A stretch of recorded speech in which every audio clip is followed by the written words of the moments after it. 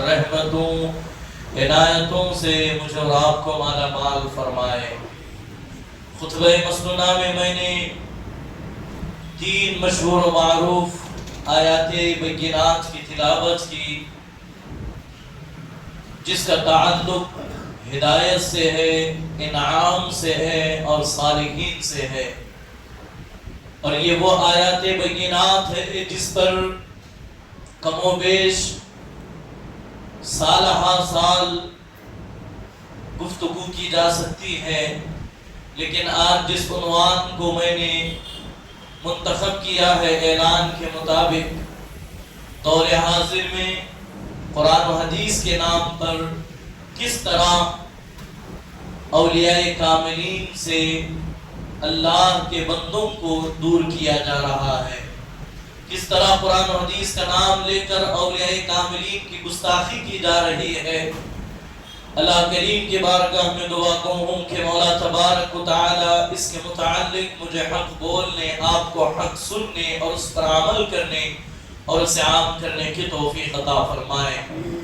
آئے ہم اور آپ مل کر سب سے پہلے حضور نبی کریم حضور احمد مجتبی محمد مصطفیٰ ارواحنا روح فدا صلی اللہ علیہ وآلہ وسلم کی بارگاہ گوہر بار میں عقیدت و محبت کے ساتھ بآواز بلند درود پاک کا ہدیہ پیش کریں۔ اللہم صلی علی سیدنا محمد وعلی آل سیدنا محمد كما صليت على سيدنا إبراهيم وعلى آل سيدنا إبراهيم إنك حميد مجيد اللهم بارك على سيدنا محمد وعلى آل سيدنا محمد كما باركت على سيدنا إبراهيم وعلى آل سيدنا إبراهيم إنك حميد مجيد الصلاة والسلام عليك يا رسول الله، الصلاة والسلام عليك يا حبيب الله، الصلاة والسلام عليك يا نورا من نور الله وعلى آلك واصحابك شفيعنا يوم الجزاء۔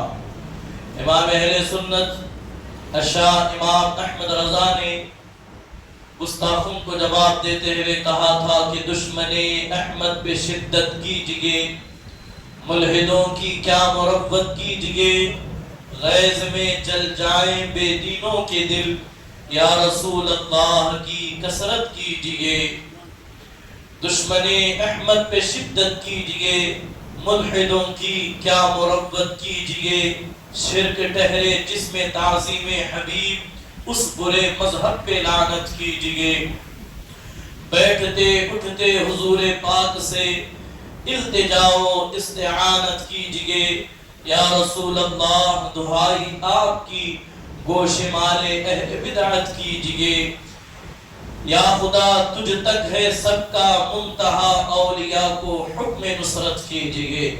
رفیقان محترم، گزشتہ 3 جمعہ سے غالباً یہ تیسرا جمعہ ہے، ایک کے بعد دیگر دور حاضر میں سوشل میڈیا کے ذریعے، فیس بک اور یوٹیوب کے ذریعے دین کے نام پر، قرآن کے نام پر، سنت رسول کے نام پر، اقوال صحابہ کے نام پر جو گمراہیت کو پھیلایا جا رہا ہے، جو دین کے اندر دین کی شبیہ کو بگاڑنے کی کوشش کی جا رہی ہے، نسل نو کو بے ادب بنانے کی جو منصوبہ بند سازش تیار کی جا چکی ہے، اس کے حوالے سے گزشتہ 2 جمعہ ہم نے ایک ضخیم گفتگو سننے کی سعادت حاصل کی، لیکن آج اسی کا ایک تیسرا اہم حصہ ہے۔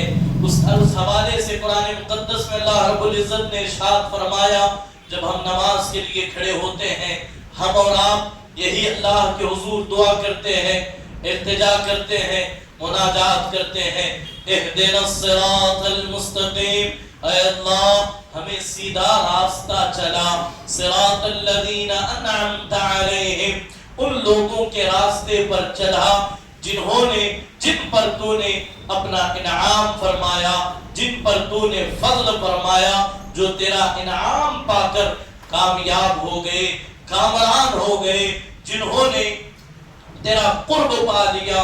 عزیزان محترم، یہ 2 آیت ہم پڑھتے ہیں، اس کا مفہوم جانتے ہیں، لیکن جو دوسری آیت کریمہ میں اللہ نے کہا صراط الذین انعمت علیہم، جس کی ہم دعا کرتے ہیں ان لوگوں کے راستے پر چلا جن پر تو نے انعام فرمایا، جن پر تو نے اپنا فضل فرمایا۔ تو اب قرآن سے پوچھیں اے قرآن وہ کون لوگ ہیں جن پر اللہ نے اپنا فضل فرمایا، جن پر اللہ نے جنہیں انعام یافتہ قرار دیا؟ تو اللہ کا کلام کہتا ہے الذین انعم اللہ علیہم من النبیین والصدیقین والشہداء والصالحین۔ اللہ کا کلام کہتا ہے جن پر میں نے اپنا انعام فرمایا، جو میرا انعام پا کر جو کامیاب ہو گئے۔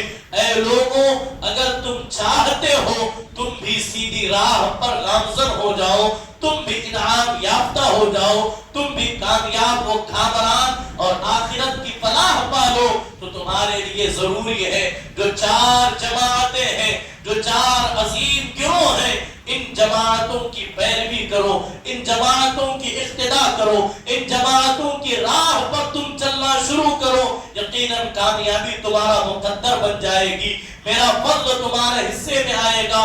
اللہ کا کلام کہتا ہے وہ پہلی جماعت جس پر اللہ نے انعام فرمایا وہ جماعت انبیاء ہے، وہ نبیوں کی جماعت ہے، وہ رسولوں کی جماعت ہے، جس پر اللہ نے فضل فرمایا، انعام فرمایا اور ہمیں اور آپ کو حکم دیا کہ ہماری راہ انبیاء و مرسلین کی راہ ہونی چاہیے۔ اس کے بعد اللہ کا کلام دوسری جگہ کہتا ہے، دوسرے جو ہے جماعت کا تذکرہ کرتے ہوئے کہتا ہے الذین انعم اللہ علیہم من النبیین والصدیقین، اور دوسری وہ جماعت ہے جنہیں صدیقین کہا جاتا ہے۔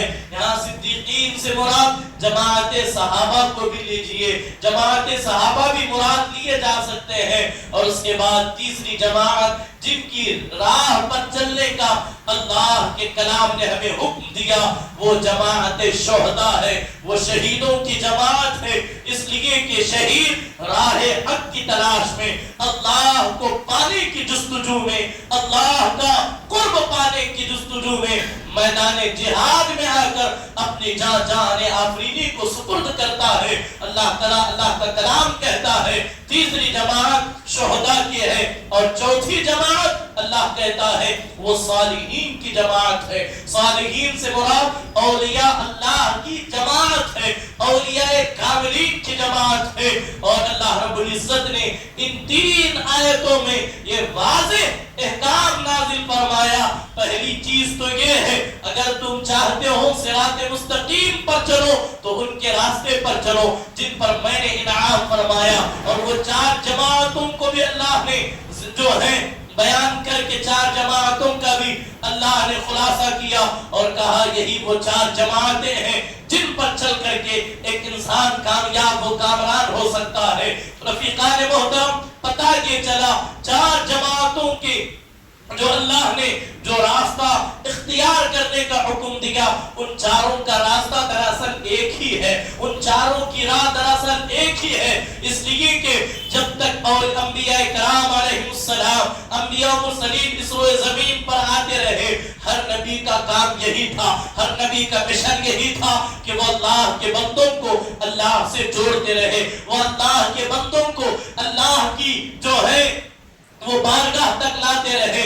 جب انبیاء کرام علیہ السلام حضور نبی آخر الزمان پر انبیاء کے آنے کا سلسلہ بند ہو گیا، حضور خاتم النبیین بن کر کے آئے تو پھر اللہ نے یہ ذمہ داری جماعت صحابہ کو سونپی۔ جماعت صحابہ جب تک اس روئے زمین پر رہے تب تک جو ہے وہ اللہ کے بندوں کو اللہ سے جوڑتے رہے، اللہ کے بندوں کو اللہ سے ملاتے رہے۔ اس کے بعد جب دین میں بگاڑ شروع ہوا، جب دین کی شبیہ بگاڑنے کی کوشش کی گئی تب کچھ افراد اللہ کے نام پر نکلتے ہیں، نکل کر کے انہوں نے اللہ اکبر انہوں نے اپنے سروں پر جو ہے وہ جامع شہادت کی دستار باندھی اور دین کے لیے انہوں نے پرچم جو ہے وہ جہاد علم بلند کیا، حتیٰ کہ انہوں نے اپنی آخری سانسیں تک جو ہے دین کے لیے وقف کر دی اور میدان جہاد میں مولا امام حسین کی شکل میں انہوں نے یہ بتایا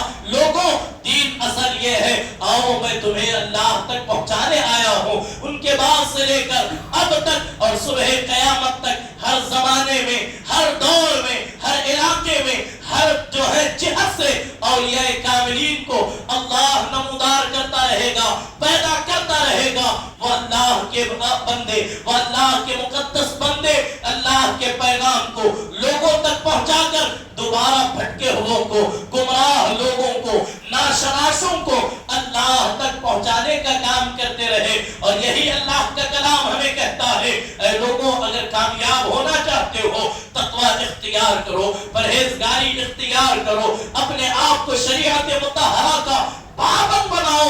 اللہ کا کلام کہتا ہے یا ایھا الذین آمنوا اتقوا اللہ وکونوا مع الصادقین۔ تقوی اختیار کرنے کے بعد، اس راہ پر چلنے کے بعد، سیدھی راہ پر آنے کے بعد سچوں کے دامن سے وابستہ ہو جاؤ، اچھوں کے دامن سے وابستہ ہو جاؤ، ورنہ یہ وہ راہ ہے یہاں قدم قدم پر انسان نما شیاطین بیٹھے ہوئے ہیں جو ایمان والوں کی ایمان کو ورگلانے کی اور ان کے ایمان کو پر ڈاکہ ڈالنے کی کوشش کرتے رہے۔ یہی وجہ ہے آج سے نہیں، کم و بیش کئی صدیاں گزر گئے، اہل سنت والجماعت نے اپنے ہاتھوں میں ہمیشہ اولیاء کاملین کے دامن کو تھامے رکھا، بزرگان دین کے دامن کو تھامے رکھا۔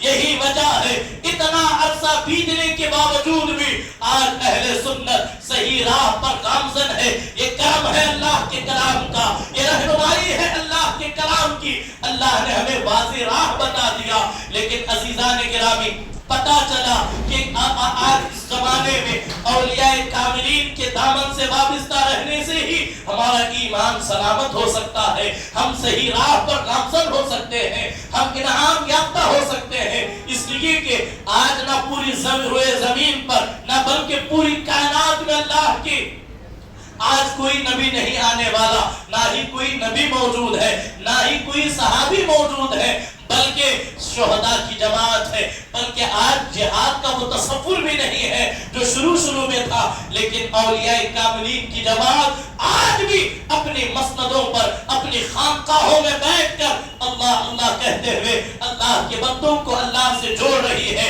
لیکن عزیزان محترم، آج جس زمانے سے میں اور آپ گزر رہے ہیں، تمہید جو میں نے سنائی، اب اس کا آگے کا باب میں آپ کے سامنے رکھ رہا ہوں۔ اس تمہید کا اصل لب لباب کیا ہے، اس کا مقصد کیا ہے؟ جس زمانے سے ہم گزر رہے ہیں، ہر ایک کے ہاتھ میں اسمارٹ فون ہے، ہر ایک کے ہاتھ میں ہر ایک جو ہے ڈیجیٹل میڈیا سے وابستہ ہے، چاہے پرنٹ میڈیا ہو، الیکٹرانک میڈیا ہو، چاہے وہ جو ہے عزیزان محترم وہ قرآن و حدیث کا نام لے کر ان تمام پلیٹ فارمز پر بیٹھ کر کچھ نام نہاد فرقہ پرست عناصر، کچھ نام نہاد بلکہ شیطان نما مولوی سوشل میڈیا پر بیٹھ کر دین کی شبیہ بگاڑنے کی کوشش کر رہے ہیں، اللہ کے بندوں کو گمراہ کرنے کی کوشش کر رہے ہیں، اللہ کے ولیوں کا انہیں دشمن بنانے کی سازش کی جا رہی ہے۔ لیکن یاد رکھیں، اگر کسی اسکالر کی اگر تقریر سن کر کے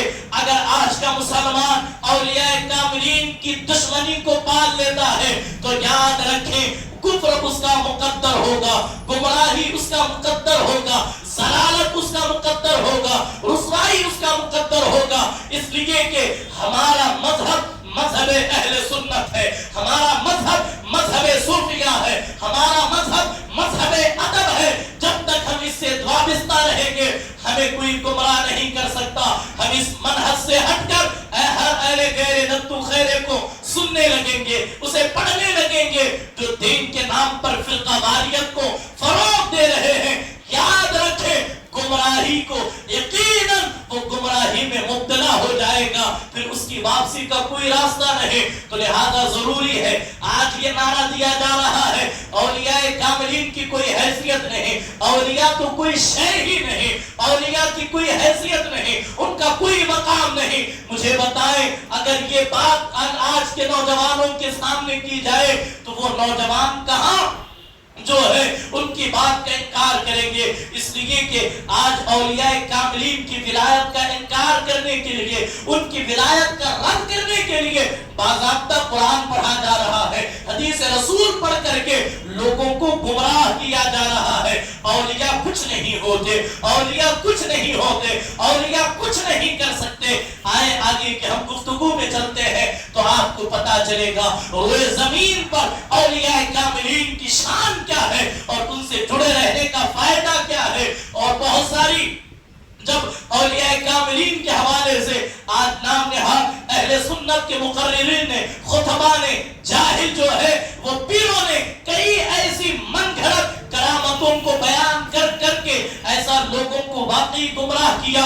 انہی کرامتوں کو لے کر کے آج باطل فرقے اور باطل عقیدے کے لوگ جو ہیں اہل سنت کے نوجوانوں کو ورگلا کر انہیں اہل سنت سے دور لے جانے کی سازش کر رہے ہیں، انہیں اولیاء کاملین کے جو ہے ان کی نسبتوں سے دور کر رہے ہیں۔ تو ضروری ہے میرے لیے، آپ کے لیے، ہم صحیح معنوں میں اولیاء کاملین کی وابستگی کو قرآن اور حدیث سے دیکھیں، قرآن اور حدیث میں تلاش کریں ان کے دامن سے جڑے رہنے کا فائدہ کیا ہے، ان سے دامن سے ان سے جھوٹنے کا، ان سے دور ہونے کا وبال ہم پر کیا مسلط ہوگا۔ آئیں بخاری شریف کو اٹھائیں، صحیح بخاری حدیث نمبر 3470 ہے۔ آپ جو ہے اس نمبر کو یاد رکھیں، اگر آپ کو چیک کرنا ہو تو جا کر کے آپ انٹرنیٹ پر 3470 آپ بخاری شریف کے حدیث کا نمبر کوڈ ڈالیں، اس کے بعد صحیح مسلم میں امام مسلم کتاب التوبہ میں 2766 کی حدیث ہے۔ اللہ اکبر، آقا کونین علیہ السلام نے ارشاد فرمایا بنی اسرائیل کا ایک جو ہے وہ گناہگار شخص تھا جس نے 99 قتل کیے۔ اس روایت کو ہم نے بارہا سنا۔ آئے اس روایت سے ایک نئے پہلو کو، ایک نئے سبق میں آپ کے سامنے رکھ کر کے آگے بڑھتا ہوا چلو۔ ایک شخص تھا جس نے 99 معصوموں کو بے گناہ قتل کیا۔ جب 99 کا جو ہے اس نے قتل کیا، اس کے دل میں احساس ہوا کہ واقعی میں نے انسانیت پر ظلم کیا ہے، انسانیت پر ظلم کیا ہے۔ اب مجھے اس اپنے برے کام سے بچنا چاہیے، اب مجھے برے کام سے پیچھے ہٹنا چاہیے، لہذا مجھے چاہیے کہ میں توبہ کر لوں، میں اللہ کے حضور آ کر کے گڑ گڑا کر کے اپنے 99 قتل کا میں اللہ کے حضور معافی کا جو ہے وہ معافی میں طلب کروں۔ تو لہذا اس شخص نے ایک عابد جو بظاہر نمازی تھا، جو دن بھر مصلی پر بیٹھتا تھا، اس کے پاس گیا، جا کر کے اس نے کہا جناب والا آپ کیا کہتے ہیں؟ ایک شخص ہے جس نے 99 قتل کیے، اب اسے احساس ہوا ہے کہ اس نے بہت بڑا جرم کیا ہے، بلکہ جرائم کے اندر وہ ڈوب چکا ہے۔ آج اس کا دل اس پر نادم ہے، وہ شرمندہ ہے، آپ وہ چاہتا ہے وہ توبہ کر لے، وہ ان گناہوں سے باز آ جائے۔ آپ مجھے بتائیں کیا مجھ جیسا قاتل اگر توبہ کرے گا تو کیا اللہ میری توبہ قبول کرے گا؟ کیا میرے 100 قطع جو میں نے 99 قتل کیے، کیا ان میرے قتل کرنے کو اللہ معاف کرے گا؟ وہ عابد تھا جس کا دین سے، جس کا قرآن و حدیث سے کوئی تعلق نہیں تھا، جہالت میں اس نے یہ کہا شرم نہیں آتی 99 معصوموں کا قتل کر کے تو چاہتا ہے تجھے جو ہے معاف کر دیا جائے، تجھے کوئی معافی نہیں ملے گی؟ تو وہ شخص اٹھا، اس نے کہا 99 ہوئے ہیں، 100 کا آنکڑا پورا کر لیتا ہوں۔ اس کو بھی اس نے قتل کر دیا، 100 کا ٹارگیٹ مکمل ہوا، لیکن پھر بھی دل نے ندامت کی، لیکن میں نے بہت بڑا ظلم کیا، میں بہت بڑا جو ہے میں نے جرم کا ارتکاب کیا، اب مجھے توبہ کر لینی چاہیے۔ عزیزان محترم، تو اس نے ایک عالم باعمل کی خدمت میں حاضر ہوا، اس نے اپنا معاملہ رکھا۔ اس عالم نے جب سنا تو سن کر کے کہا کیوں نہیں، اللہ ضرور معاف کرے گا، اللہ ضرور توبہ قبول کرے گا، اللہ ضرور تجھے بخش دے گا۔ تو لہذا تو فلاں علاقے کے اندر، فلاں بستی کے اندر اللہ کے اولیاء بستے ہیں، اللہ کے ولی رہا کرتے ہیں، ان کی بستی میں چلا جا، وہ اللہ والے تجھے لے کر کے اللہ تک پہنچا دیں گے، تیری توبہ پر اللہ کی بارگاہ میں عریضہ پیش کریں گے، لہذا تو چلا جا۔ آج سن چکے ہیں، وہ راستہ طے کرنے لگا، ابھی چند ہی جو ہے وہ منزلیں طے کیا تھا، راستے میں اسے جو ہے اپنی جان آفرین کو سپرد کرنے پڑی، راستے میں اس کا انتقال ہوا۔ اب ایک طرف سے عذاب کے فرشتے بھی آئے. یہ قصہ کہانی نہیں ہے, یہ من گھڑت روایت نہیں ہے. پہلے ہی میں نے صحیح بخاری اور صحیح مسلم کا حوالہ اور ان کا انٹرنیشنل نمبرنگ بھی آپ کو سنا دیا ہے, جا کر کے چیک کر لیں. آج بہت سارے واقعات کو, بہت ساری روایتوں کو, بہت ساری کرامتوں کو یہ کہہ کر کے ٹال دیا جاتا ہے, بازو کر دیا جاتا ہے, یہ تو کہانی شریف ہے, یہ تو فلاں چیز ہے. دیکھو اگر آپ یہ کہیں یہ کہانیاں نہیں چلنے والی, تو قرآن ایسی بے شمار واقعات سے بھرا ہوا ہے, بلکہ 500 آیتیں ہیں جس میں احکام قرآن ہے. بقیہ قرآن کی بے شمار آیتیں ہیں, بے شمار حصہ انبیاء کے واقعات پر مشتمل ہے, انبیاء کی معجزات پر مشتمل ہے, اولیاء کی کرامات پر مشتمل ہے. جو کرامتوں کو, جو واقعات کو کہانی کہتے ہیں, ان کے لیے بس میں اتنا پوچھنا چاہتا ہوں, اگر یہ سب کہانیاں ہیں تو پھر کیا معاذ اللہ قرآن کو تم کہانیوں کی کتاب کہو گے؟ کیا معاذ اللہ قرآن کو کہانیوں کی کتاب کہا جائے گا؟ نہیں, اللہ کی یہ سنت ہے. اللہ کسی کی مثال بیان کر کے اپنے لوگوں کے لیے ہدایت کی راہیں ہموار کرتا ہے. بنی اسرائیل, قوم عاد, قوم سمود, بے شمار قوموں کا کئی انبیاء کا تذکرہ کر کے ان کے واقعات بیان کر کے قرآن نے ہماری رہنمائی کی. جو واقعات کو کہانی شریف کہتے ہیں انہیں عقل کے ناخون لینا چاہیے. تم قرآن کا نام لے کر کے نوجوانوں کو گمراہ کر رہے ہو. جو قرآن اور حدیث سے دور ہیں انہیں ان کے ایمان پر تم ڈاکہ ڈال رہے ہو. تو میں عرض یہ کر رہا تھا, راستے میں اس کا انتقال ہوا. ایک طرف سے عذاب کے فرشتے آئے, دوسری طرف سے رحمت کے فرشتے آئے, بلکہ یوں کہوں ایک طرف سے جنت کے فرشتے, دوسری طرف سے دوزخ کے فرشتے. یہ حدیث ہے, حدیث رسول, اللہ کے رسول علیہ السلام فرما رہے ہیں. جب دونوں فرشتے روئے زمین پر اترے, جہنم کے فرشتوں نے یہ کہا یہ گناہگار تھا, یہ قاتل تھا, اس نے 100 قتل ناحق کیے, لہذا یہ تمہارے ساتھ تو اس کا کوئی تعلق ہی نہیں, اسے جہنم کی طرف ہم لے جائیں گے. لیکن رحمت کے فرشتوں نے کہا نہیں, ہمیں ہمارے رب نے اسے لینے بھیجا ہے. تو اللہ کی بارگاہ میں دونوں جنت اور دوزخ, رحمت و عذاب کے فرشتے پہنچے. بارگاہ رب العالمین نے عریضہ پیش کیا, اے اللہ آخر ماجرا کیا ہے, یہ آخر یہ کس کے حصے میں جائے گا, جنت کے یا دوزخ کے؟ اللہ نے فیصلہ کیا, جاؤ زمین کو ناپو, زمین کو ناپو, چونکہ یہ میرا بندہ توبہ کرنے کے لیے نکلا تھا, یہ میرا بندہ توبہ کرنے کے لیے نکلا تھا, میرے اولیاء کی بستی کی طرف روانہ ہوا تھا.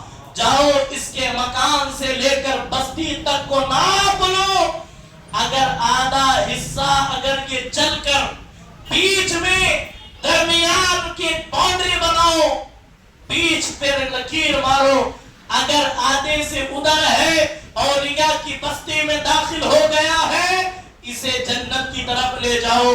اگر یہ اپنے گھر کی طرف ہے, اسے لہذا دوزخ میں ڈالا جائے. اللہ تو اپنے بندوں سے بے انتہا محبت کرتا ہے. جب فرشتے ناپنے لگے, اللہ کے رسول علیہ السلام کہتے ہیں وہ بندہ ابھی اپنی ہی بستی میں تھا, اولیاء کی بستی میں داخل نہیں ہوا تھا. اللہ نے زمین کو حکم دیا, اے زمین اس کے گھر کی طرف سمٹ جا, اے اولیاء کاملین کی بستی سے آنے والی زمین اسے اپنے اندر لے لے, تاکہ یہ میرا بندہ اولیاء کے پاس جا کر جو میری بارگاہ میں توبہ کرنے والا تھا ابھی پہنچا نہیں, تو کیا ہوا, ان کی بستی میں داخل ہو گیا ہے, ان کی بستی میں قدم رکھنے کی برکت سے میں اپنے بندے کو بخش دیتا ہوں, میں اپنے بندے کو بخش دیتا ہوں. عزیزان محترم, آپ نے اس روایت کو بارہا سنا, سن کر کے سبحان اللہ کہا, ماشاء اللہ کہا, الحمدللہ کہا, کہ ہم نے کبھی اس سے نتیجہ بھی نکالا کیا اس سے کبھی ہم نے سبق حاصل کیا کہ جو نوجوان گمراہ ہو رہے ہیں کیا ہم نے اس واقعے سے ان کو نصیحت کرنے کی کوشش کی؟ نہیں. آئے میں آپ کو بتاؤں بستی افضل ہے یا اولیاء کاملین کی ذات افضل ہے؟ آپ بولے کون افضل ہے؟ اولیاء کاملین افضل ہے. ابھی یہ بندہ پہنچا نہیں ہے, ابھی راستے میں ہے, لیکن اللہ کو اس کی یہ عطا پسند آئی, اس نے ان کی بستی میں قدم رکھا.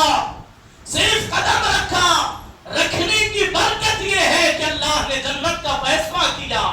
جو ان کی بستی میں داخل ہو اس پر اللہ اتنا فضل فرماتا ہے, تو کیا آپ کا کہنا ہے جو ان کے دامن سے وابستہ ہو جائے کیا وہ شخص گمراہ ہو سکتا ہے؟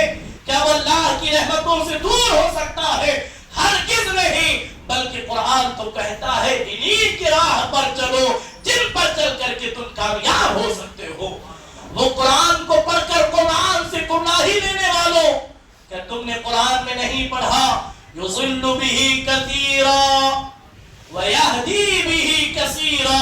قرآن پڑھ کے کئی افراد گمراہ ہو گئے. کیا ہو گئے؟ بھٹک گئے, بہک گئے, اپنی راہ چھوڑ دی. یضل بہ کثیرا, اور بہت جو قرآن کو پڑھ کر کے ہدایت پا گئے. اب یہاں پر دیکھیں اس آیت کریمہ کا شان نزول مفسرین کیا بیان کرتے ہیں.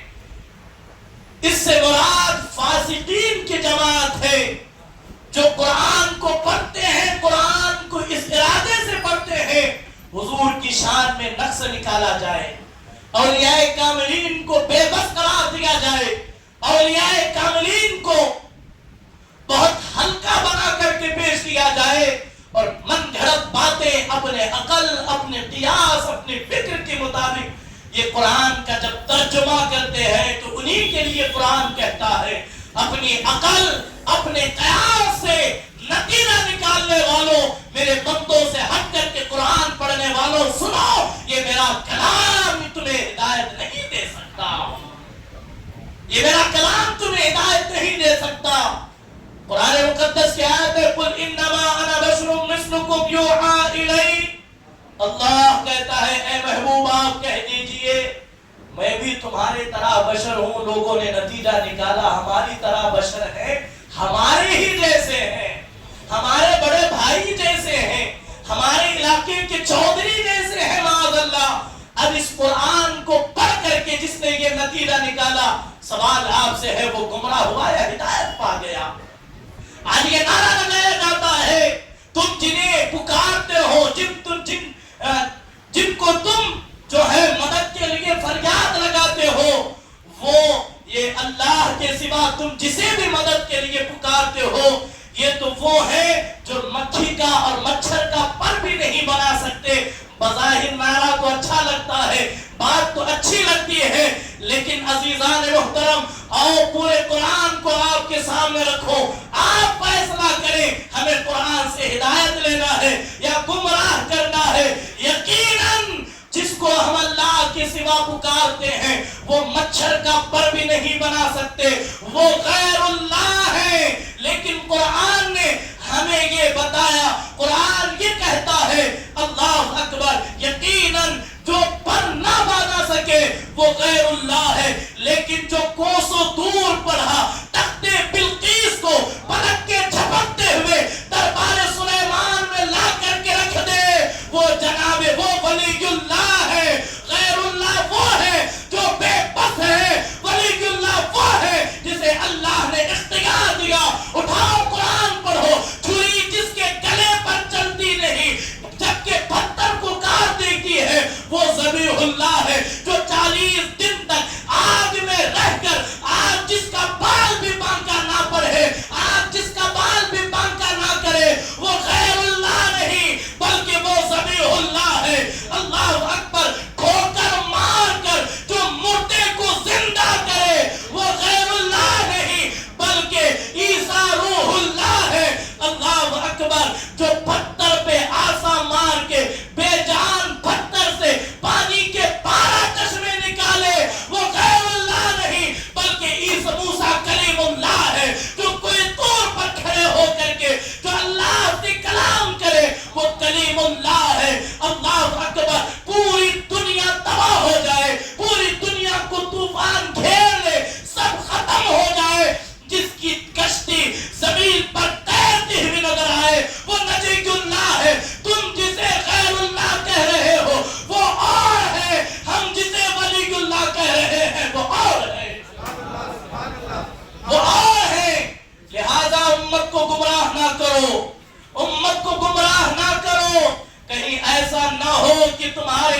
ایمان کے لانے پڑ جائیں۔ بات ذہن میں آئی؟ اولیاء کاملین کو بے بس کہنے والوں، آج یہ پڑوسی ملک کا پلمبر جسے انجینئر مرزا کہا جاتا ہے، یہ اٹھ کر کے کہتا ہے کہ زمین کے نیچے تیل تھا، انگریزوں کو پتا چلا، تمہارے بابوں کو کیوں نہیں پتا چلا؟ بظاہر سوال تو اچھا ہے، لیکن یاد رکھیں ہر چیز کی ضرورت زمانے کے اعتبار سے ہر چیز سامنے آتی ہے۔ جس زمانے میں مشین کا ایجاد نہیں تھا، جس زمانے میں الیکٹرانک کی ضرورت نہیں تھی، انہیں تیل اور بجلی کی کیا ضرورت؟ اگر تم یہ عقیدہ بیان کر کے تمہارے غوث اعظم کو زمین کے نیچے کا تیل کیوں نظر نہیں آیا، یہ کہہ کر کے تم گمراہ کرتے ہو نوجوانوں کو کہ غوث اعظم کوئی شے نہیں، ان کی کوئی حیثیت نہیں۔ تمہارا کیا خیال ہے اسی روئے زمین پر کم و بیش 1,24,000 یا 2,80,000 نبی آئے، غوث اعظم کو نہیں دکھا تو الگ بات ہے، یہ چیز انبیاء کو کیوں نہیں دکھی؟ سوال تو تم سے بھی ہو سکتا ہے۔ قرآن ان سے پڑھو، حدیث ان سے سیکھو جو قرآن کا ادب جانتے ہیں، قرآن کا مفہوم جانتے ہیں۔ اگر ان گمراہ لوگوں سے قرآن و حدیث سیکھو گے، خدا کی قسم نوجوانوں گمراہ ہو جاؤ گے۔ آئے آپ کو ایک بہترین اللہ والوں کی دشمنی کی مثال دیتا ہوا چلو۔ اولیاء کاملین کے دامن سے وابستہ رہیں۔ اس کا مطلب یہ نہیں کہ آپ انہیں مدد کے لیے پکاریں، ان کے اوپر جا کر کے آپ سجدے کریں، اس کا ہرگز مطلب یہ نہیں۔ اولیاء کاملین سے وابستہ رہنے کا مطلب یہ ہے کہ وہ جس طرح ان کا اللہ کی ذات پر توکل تھا، وہ توکل اپنے اندر پیدا کرو۔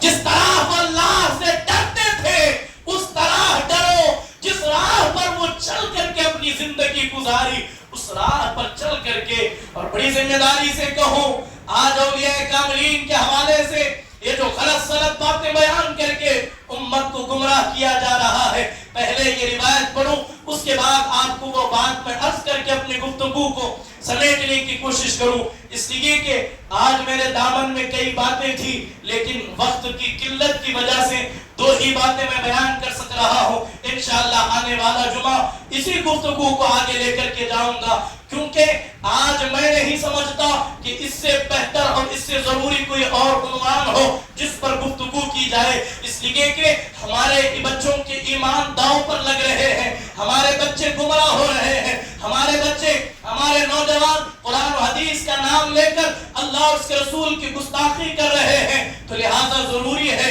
ہم ان کی اصلاح کریں۔ ہم تنقید نہیں کرتے، آپ نے غلط جو ہے وہ غلطی سے آپ ان کے ہتھے چڑھ گئے، ان سے آپ باز رہے۔ سنیں، اللہ کے ولیوں کی گستاخی اللہ کے عذاب کو دعوت دینے کے مترادف ہے، اللہ کے عذاب کو دعوت دینے کے مترادف ہے۔ اللہ کے رسول علیہ السلام فرماتے ہیں دنیا کے اندر 2 گناہ ایسے ہیں، 2 گناہ ایسے ہیں جب بندہ 2 گناہ کرتا ہے تو اللہ اور اس کا رسول ان کے ساتھ اعلان جنگ کرتے ہیں۔ جس کے مقابلے میں اللہ اور اس کے رسول آئے، کیا وہ اس سے کوئی جنگ جیت سکتا ہے؟ ہرگز نہیں۔ پہلا گناہ سود ہے اور دوسرا گناہ ولیوں کی دشمنی ہے۔ سود پر ہم کئی دفعہ گفتگو کر چکے ہیں ولیوں کی دشمنی کے حوالے سے۔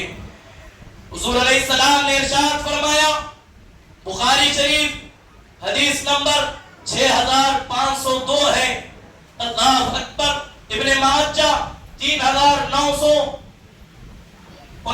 نمبر حدیث ہے، فتنوں کے بعد میں اللہ کے رسول علیہ السلام نے ارشاد فرمایا، من عاد للہ ولیا فقد اذنبتہ بالحرب، جو شخص میرے کسی ولی سے دشمنی کرتا ہے میں اس کے ساتھ اعلان جنگ کرتا ہوں۔ جو میرے ولیوں کو برا بھلا کہتا ہے، جو میرے ولیوں کی شان میں بے ادبیاں اور گستاخی کرتا ہے، میں اس کے ساتھ اعلان جنگ کرتا ہوں۔ مجھے بتاؤ آپ میں سے کتنوں کی اندر اتنی طاقت ہے کہ وہ اللہ کے اس چیلنج کو قبول کرے؟ اگر نہیں کر سکتے تو کم سے کم تعریف نہیں کر سکتے تو نہ کرے، کم سے کم بے ادبیاں کر کے اپنا ایمان داؤ پر نہ لگائیں۔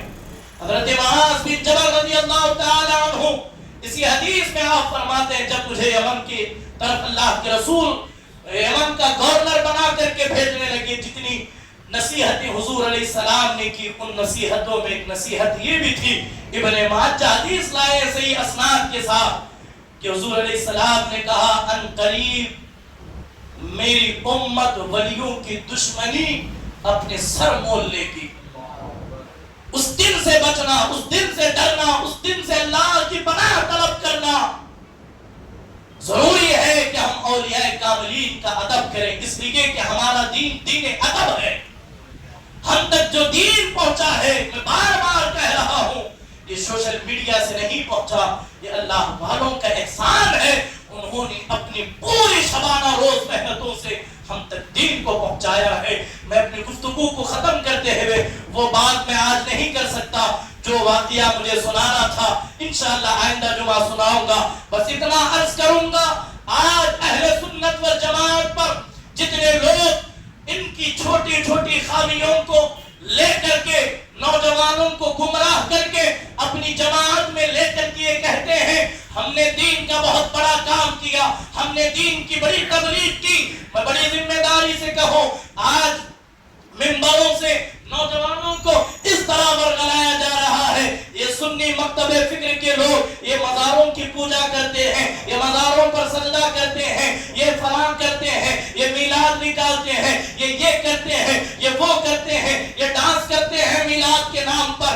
عزیزان محترم، اس بات کو لے کر میں نے کسی موقع پر یہ کہا تھا، آج اہل سنت والجماعت پر جتنے الزامات ہیں سارے الزامات ہماری جماعت کے جاہلوں اور ان پڑھوں کی وجہ سے ہے، اور جن کے ہم مخالفت کرتے ہیں ان پر جو الزامات ہے وہ ان کے علماء کی طرف سے ہیں۔ جتنی شدت کے ساتھ مزارات اولیاء کی آج تمام لوگ جو ہے اس کی مذمت کرتے ہیں، اس کے کنڈیم کرتے ہیں، میں بڑی ذمہ داری سے کہوں اگر کوئی اسے محسوس کر کے اپنے سینوں میں رکھ کر کے اسے آگے لے جا سکتا ہے، بات ان تک پہنچائیں۔ جتنی شدت سے آپ نے لوگوں کو بدعتی بنایا، جتنی شدت کے ساتھ آپ نے لوگوں کو کافر بنایا، جتنی شدت کے ساتھ آپ نے لوگوں کو جو ہے وہ مزاروں کا پجاری بنایا، اگر اتنی شدت کے ساتھ اگر ہم ایک دوسرے کی اصلاح کرتے، خدا کی قسم یہ ساری جہالت ختم ہو جاتی۔ ہم صرف جو ہے انگلیاں اٹھا رہے ہیں، اگر انگلیاں نہ اٹھائے تو بھیا ہماری جماعت کا ٹوکرا کیسے پھیلے گا، ہماری جماعت کا پرچار کیسے ہوگا؟ آؤ اولیاء کاملین کے اقوال کو اپنی جماعت کی پہچان بناؤ۔ اسی ہندوستان کی سرزمین پر غریب نواز نے کہا تھا محبت سب سے، نفرت کسی سے نہیں، اس پیغام کو لے کر کے چلو۔ اگر گمراہی میں لوگ پھنسے ہوئے ہیں، ہمیں اللہ نے خیر امت کہا، بہترین امت کہا، کیوں تم گورے گورے ہو اس لیے، تمہاری پگڑیاں اچھی ہیں اس لیے، تمہارے لباس اچھے ہیں اس لیے نہیں، اس لیے اللہ نے ہمیں بہتر امت کہا۔ ہم لوگوں کو برائی سے روکتے ہیں اور بھلائی کی طرف بلاتے ہیں، ایک دوسرے کو گمراہ نہ کیا جائے۔ اس میرے آج کی گفتگو کا مقصد واللہ باللہ تاللہ کسی مکتب فکر کی تنقید کرنا نہیں، بلکہ سوشل میڈیا سے جو نوجوان گمراہ ہو رہے ہیں ان کی اصلاح مقصود ہے۔ اس لیے کہ آج ایک بڑی تعداد پڑوسی ملک کے ایک نام نہاد اسکالر کے فالوور اور اسٹوڈنٹ کہنے کو اپنے آپ کو بڑا فخر سمجھتے ہیں۔ دو تین چیزیں آج کی نشست میں رکھ کر مکمل اپنی گفتگو کو ختم کروں۔ فیصلہ آپ کریں، کیا آپ اپنے بچوں کو اس جاہل کے ہاتھ میں، اس گمراہ کے ہاتھ میں دے کر کے آپ اپنے بچوں کا ایمان گنوانا چاہتے ہیں یا پھر صراط مستقیم پر لانا چاہتے ہیں؟ قرآن و حدیث کی باتیں کرنے والے وہ زمین پر بہت آئے اور آتے رہیں گے، لیکن صحیح قرآن حدیث بیان کرنے والے اہل اللہ ہیں۔ اللہ کا فضل جن کے ساتھ ہوتا ہے، وہی قرآن و حدیث کو بیان کر سکتے ہیں۔ یہی انجینئر صاحب ہیں جنہوں نے ایک ایسی نماز کو ایجاد کیا، العیاذ باللہ 1450 سال میں وہ نماز نہیں نظر آتی۔ اسلام نے ہمیں یہود و نصارہ کی مخالفت سکھائی۔ آپ دیکھیں مصریوں کو، مصر کے جو فرعون تھے یا ان کی اسٹیچو جو بنے ہوئے ہیں، آج وہ کس طرح ہاتھ باندھ رہے ہیں۔ ان مرزا صاحب نے اسی نماز کو جو ہے نوجوانوں کو بتایا۔ یہی قرآن ہے اور یہی حدیث سے ثابت ہے۔ ایک جو ہے اسکالر نکلا ہے، باضابطہ طور پر آپ کو دیکھ کر کے حیرت ہوگی، اس طرح نماز کا طریقہ ایجاد کیا گیا۔ کس طرح؟ یہ کون سی نماز ہے؟ نماز کے نام پر، دین کے نام پر، قرآن و سنت کے نام پر جو بچوں نوجوانوں کو جو گمراہ کیا جا رہا ہے، واللہ دل رو رہا ہے۔ ہمارے علماء میں شاید کہ اب سکت نہیں کہ وہ اس کا رد کرے، نوجوانوں کو اصلاح کرے، لیکن جتنی اللہ نے مجھے حیثیت دی، طاقت دی، ہم کوشش کریں کہ آپ کی دعاؤں سے۔ اور یہ شخص کا کہنا یہ ہے، اس کی نظر میں نماز صرف کے اوقات صرف 3 ہے۔ نماز کتنے وقتوں کی پڑھی جاتی ہے؟ لیکن ان کا کہنا یہ ہے، یہ قرآن سے ثابت کر رہے ہیں کہ نماز کے اوقات قرآن میں صرف 3 بیان کر۔ اب وہ دلیل دیں گے، وہ حدیث دیں گے کہ آپ مان لیں گے؟ یہ کہتے ہیں جناب قضا نام کی اسلام میں کوئی چیز نہیں۔ فجر میں آپ نہیں اٹھے، سورج نکل گیا، آپ مجھے بتائیں نماز قضا ہو گئی کہ نہیں ہوئی؟ لیکن یہ کہتے ہیں نہیں جناب، ہم قرآن اور حدیث سے ثابت کر رہے ہیں قضا نام کی کوئی چیز اسلام میں نہیں ہے، یہ صرف ایک ڈھونگ رچا گیا۔ تم جب اٹھو وہ وقت وہی نماز کا ہے۔ 12 بجے اٹھو، 12 بجے فجر کا وقت ہے۔ مجھے بتاؤ گمراہ ہوں گے کہ نہیں ہوں گے بچے؟ ہمارے بچوں کو ان کو اصلاح کرنا ہماری اپنی ذمہ داری ہے۔ اسی طرح دن کی 5 وقتوں میں 17 رکعتیں فرض ہے، بقیہ سنت ہے، کچھ نفل ہے، کچھ وتر ہے۔ لیکن ان صاحب کی تحقیق یہ ہے، نوجوان اس تحقیق پر اتنی شدت کے ساتھ عمل کر رہے ہیں، پورے دن میں 5 وقت میں صرف 17 رکعتیں فرض ہیں۔ کتنی رکعتیں؟ 17 رکعتیں۔ باقی جتنی سب نمازیں ہیں سب نفل ہیں۔ نفل کہتے ہیں، ان کا کہنا نفل کہتے ہیں پھالتو کو۔ اب جن نوجوانوں کو یہ بتایا جائے نفل کہتے ہیں پھالتو کو، صرف نفل نہیں، اس میں سنت بھی آ گئی، اس میں وتر بھی آ گیا، جنہیں یہ معلوم ہو نفل کہتے ہیں پھالتو کو، یہی وجہ ہے آج سلام پھیرتے ہی نوجوان مسجدوں سے اٹھ رہے ہیں۔ سلام جیسے پھیرا، جہاں سلام پھیرا مسجد، کیوں؟ انہیں یہ بتایا گیا کہ نفل کسے کہتے ہیں؟ پھالتو کو، جبکہ یہ سراسر گمراہی ہے۔ نفل کہتے ہیں نفع کو۔ اللہ کے رسول علیہ السلام نے فرمایا تمہاری فرائض میں جو کمی بیشی ہوگی اللہ نفل کے ذریعے ان نمازوں کو پورا کرے گا۔ کہاں جا رہے ہو؟ اللہ اکبر۔ بس اتنی ہی چیزیں انشاءاللہ، اور یہ اہم چیزیں ان انجینئر صاحب کا آج تک جو نماز کسی نے ایجاد نہیں کہ آج انہوں نے ایک نماز انٹروڈیوس کرائی۔ ایک نماز میں ہاتھ باندھ کر کے پڑھتا ہوں، ایک نماز ہاتھ چھوڑ کر کے پڑھتا ہوں۔ فجر ہاتھ باندھ کے، عشاء ظہر ہاتھ چھوڑ کے، پھر عصر ہاتھ باندھ کر کے، پھر مغرب ہاتھ چھوڑ کے، پھر عشاء ہاتھ باندھ کر۔ یہ کس حدیث سے آپ نے لیا؟ کیا کسی نوجوان نے آج تک سوال کیا؟ نہیں، آپ نے جسے استاد مان لیا۔ یاد رکھے یہ مرزا قادیانی کا ایک نیا اینٹی وائرس ہے جس میں نوجوان جو ہے مبتلا ہوتے جا رہے ہیں۔ خدا کے لیے نماز کے حوالے سے، دین کے حوالے سے، مذہب کے حوالے سے، اولیاء کاملین کے حوالے سے جو بھی آپ کے ذہن میں غلط فہمی ہے، ہم حاضر ہیں، حضور کے غلام موجود ہیں۔ رات کے 3 بجے آپ ہم سے سوال کریں، انشاءاللہ ہم قرآن و حدیث کی روشنی میں آپ کی اصلاح کرنے کے لیے تیار ہیں۔ اللہ کریم میرے کہنے میں، آپ کے سننے میں جو بھی غلطیاں ہوئی ہوں اسے درگزر فرمائے۔ اللہ مجھے اور آپ